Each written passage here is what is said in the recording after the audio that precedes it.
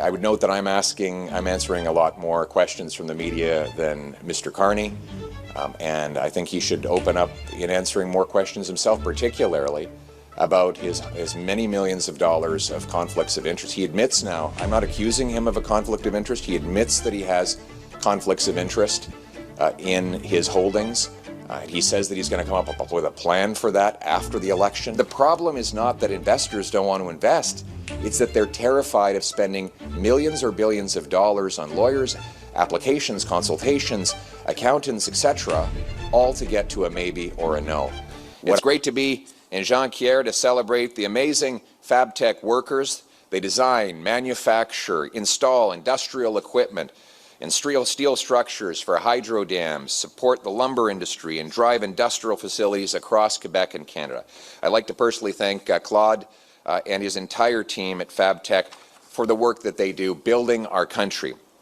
These workers deserve the Canadian promise that in this country, if you work hard, you should get a great life in a safe place, in a beautiful, affordable home, protected by our proud troops under our beautiful flag. That is the Canadian promise. And we should be the richest country in the world, by the way. We have the second biggest landmass, the third biggest proven oil reserves, the sixth biggest lithium reserves, the biggest uranium and potash reserves, the biggest oceanic coastline of any country in the world, 154 million acres of farmland. We have an abundance of energy that can power these massive data centers, and we have the cold weather to cool them. We have 41 million highly educated, hardworking people ready to get the job done. So why aren't we the richest country in the world? Why have we lost $500 billion to the Americans and had the worst economic growth of all our competitors over the last 10 years? Why has our per capita GDP gone up so slow? In fact, the American per capita GDP has gone up 40 times faster than Canada's over the last decade. Carney opposed pipelines in Canada while he invested in pipelines in the Middle East. He supported a carbon tax on our Canadian industry and consumers, all while his company, Brookfield, invested in American coal. And just 6 days after Donald Trump threatened tariffs on Canada, Mark Carney backed down and moved his company headquarters from Toronto to New York, bringing Canadian jobs to America. He continues to have millions of dollars of interests we now believe to be invested in Brookfield, that same company with which he claimed he had cut ties. He admitted the other day in a stunning flip-flop that he has conflicts of interest that he will have to manage, but he won't tell us what those conflicts are.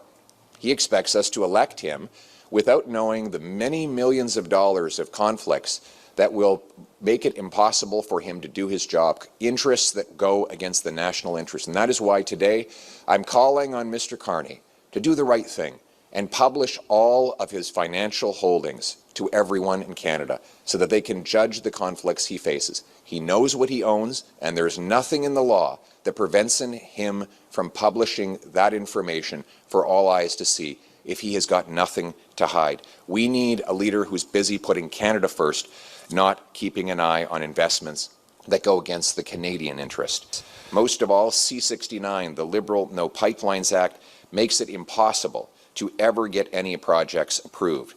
The consequence is that the U.S. gets 97% of our oil and 100% of our natural gas exports. And because we can't sell to anyone else, the Americans rip us off. They pay us $63. The other day they were paying us $63 for a barrel of oil, while the world price was $76. They pay us $4 for a million metric British thermal units of natural gas, while in Europe the price is $15. You sell something for $4 that's worth $15. You get poor very quickly. The Liberals have driven $500 billion south. I want to bring it home. That's why we need to put Canada first. It's time to bring home our jobs, energy, and economic sovereignty. That is what my Bring It Home economic plan is all about. And so today, I'm announcing that a Conservative government will bring forward Canada First shovel-ready zones, areas pre-approved for large-scale industrial and resource projects. This is how it will work. First, we will identify a spot that looks appropriate for a mine, a pipeline, an LNG plant, a power station, a hydroelectric dam.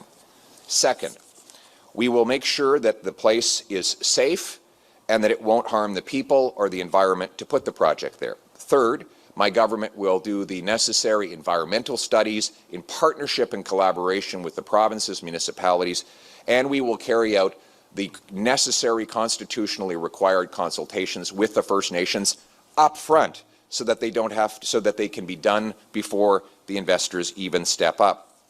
Fourth, when all of this is done, we will offer pre-permitting before we even get applications, so that permits can be published online with a required checklist of actions that businesses must take to comply in protecting people and the environment. Then businesses would have all the information, legally binding, published online that they could use to make a real investment decision. This will be necessary after years of uncertainty where businesses spent billions of dollars and many years getting to a maybe. They will know that they have a yes up front. They can do the math, pencil it out, and get busy. I'm also announcing that a common sense Conservative government will work to make LNG Canada here in the Saguenay region one of those shovel-ready zones, pre-approved, so that we can ship Western Canadian LNG through a pipeline to this region, liquefy it here using the great workers of the Saguenay to get it done. The result will be that companies will be able to ship our energy, to go around the Americans, break European dependence on Putin, ship our energy to Asia so that the Asians can break their dependence on coal and use clean Canadian natural gas instead. The goal is to turn dollars for dictators into paychecks for our people. The same could be done for the Ring of Fire in Northern Ontario. Why not create shovel-ready zones across Northern Ontario where the companies would know that they are pre-approved to mine copper, chromite, cobalt, nickel, gold, and other essential minerals that we need for our security and our economy. We will unleash hundreds of billions of dollars in power plants, nuclear energy, mines, pipelines, data centers, and much more. These places will be humming with the sound of equipment, of machines roaring away, talented, hardworking Canadians moving quickly to build the infrastructure and the energy of the future while they walk home with powerful paychecks. Welders, boilermakers, pipe fitters, miners, factory workers will be able to spend those paychecks in local businesses. The economy will boom, raising funds for hospitals and schools. Most of all, we will be less reliant on the Americans. We will be self-reliant, sovereign, and stand on our own 2 feet while we stand up to the Americans and stand up for ourselves. We will restore Canada's promise that hard work gets you a great life in a beautiful, affordable house on a safe street, protected by brave troops under a proud flag. Canada first. Let's bring it home. Thank you very much for your question. I'm not seeking Mr. Legault's, I'm not out seeking provincial premier's endorsements. Today's meeting with Mr. Legault is because we have some shared challenges for Canada and Quebec that we need to discuss. One is how we break the over-dependence on the American economy by developing resources, doing more interprovincial trade, unleashing our economy, cutting red tape, and really unleashing the potential of Canada. Second, he wants to talk about the broken liberal immigration system and how we can fix those problems. Third, of course, we'll be talking about protecting the French language, and we'll talk about any shared priorities or plans that we both have in common. So that's what that meeting is for. So the answer to your question is no. And then on the final question, we will have open media across the country. Local media will have the ability to ask questions. It will be refreshing to hear from local outlets on what they have to say about their local priorities. And I would note that I'm answering a lot more questions from the media than Mr. Carney. And I think he should open up in answering more questions himself, particularly about his many millions of dollars of conflicts of interest. He admits now, I'm not accusing him of a conflict of interest. He admits that he has conflicts of interest in his holdings. He says that he's going to come up with a plan for that after the election. That is unacceptable. He should divulge all of his millions of dollars of holdings right now. Thank you. Just want to repeat in English what I said in French. The gentleman asked that, he said the promoters of the LNG project in the Saguenay region are now in a lawsuit because of the way the project was canceled last time. How do we expect to actually reattract business to invest in these projects? Well, that's exactly what the shovel-ready zones seek to solve. You see, the reason why companies and pension funds don't want to invest in Canada is because they know they'll spend 14 years just getting to a maybe. Elsewhere in the world, these projects are being built without any subsidies. In the States, they built 8 LNG plants in the last 10 years. We've completed 0. There's only one that's almost coming online, and that was approved by the previous Harper government. The Qataris have almost doubled their production. They've signed supply agreements with France to supply Qatari gas to France that we could be supplying. The Germans built an import terminal for natural gas from concept to completion in 194 days.